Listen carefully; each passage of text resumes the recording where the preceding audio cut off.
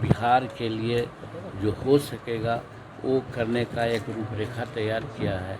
आज इन लोगों को हमने कहा है कि जो आप किया है उसकी सूची दीजिए, हम वेरीफाई करेंगे कि ये काम वहाँ हुआ है कि नहीं, ये पैसा उनको मिला है कि नहीं मिला है। ये लोग को सूची मिलेगी तो हम अपने या अपने कार्यकर्ताओं से जांच करवाएंगे। अगर वो ठीक है तो ठीक है, और नहीं है तो सुधारने का प्रयास करेंगे। जैसे चावल बनाते हैं तो समूचे हड़िया को हम लोग नहीं टूटते हैं, एक दो चावल को देखते हैं तो देखते हैं कि सिद्ध हो जाता है। उसी प्रकार से इन लोगों का भी हम करेंगे।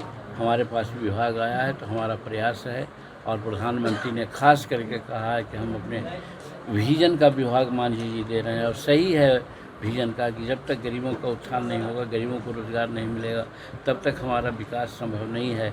और बिहार में खास करके जो इतना पलायन हमारे मजदूर लोग करते हैं उसको तभी रोका जा सकता है जब घर में उनको हम रोज़गार देंगे। तो यही आज हम समीक्षा किए हैं। उसमें बहुत तरह की और बातें हैं जिसका डिटेल हम लोग ग्रहण किया है और सुधार करने के लिए उपाय किया है। सर, तेजस्वी यादव का बयान आया है कि डबल इंजन की सरकार में 9 दिन में 5 पुल ध्वस्त हुए हैं। देखिए, ये बात तो सही है, चिंता का विषय है कि पुल गिर रहे हैं। काहे पुल गिरे हैं तो ऐसा तो लगता है कि साहब उसमें ख़राब मटेरियल लगा होगा, लेकिन आज से 15 दिन पहले या 1 महीना पहले पुल क्यों नहीं गिर रहा था, या अभी क्यों गिर रहा है? इसमें कहीं न कहीं हमको लग रहा है कि कोई साजिश तो नहीं है कि जानबूझ करके लोग सरकार को बदनाम करने के लिए इस तरह की बात करते हैं। अब 2 महीना पहले ऐसा पुल गिरने का लगातार आपने उदाहरण देखा था, एक आध पुल कभी गिरा था, उस पर कार्रवाई हो रही थी, लेकिन लगातार पुल गिर रहा है। इसका मतलब हमको लगता है कि जानबूझ करके कहीं न कहीं कोई सरकार को बदनाम करने के लिए ऐसा लोग कर रहे हैं।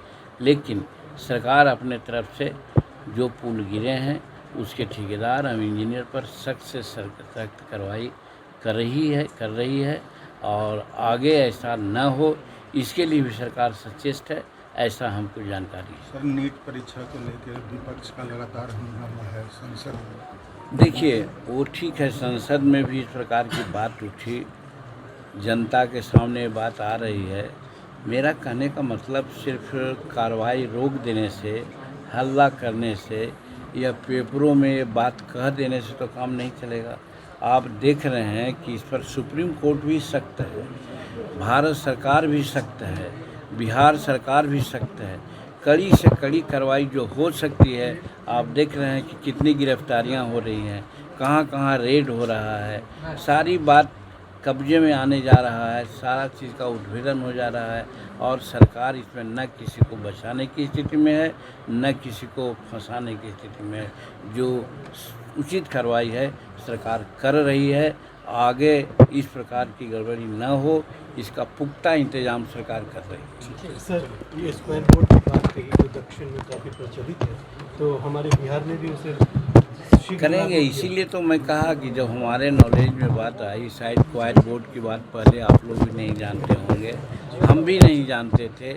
बहुत उपयोगी उद्योग है, हर जगह उसको लगाया जा सकता है, और बिहार में भी उसका जो कारोबार का है उसको हम लोग लगाएंगे, चाहे गया हो, पटना हो और सब जगहों में है। क्योंकि सब जगह नारियल का फल और डाब का पानी लोग पीते हैं, इसलिए सब जगह क्वायर मिल जाता है।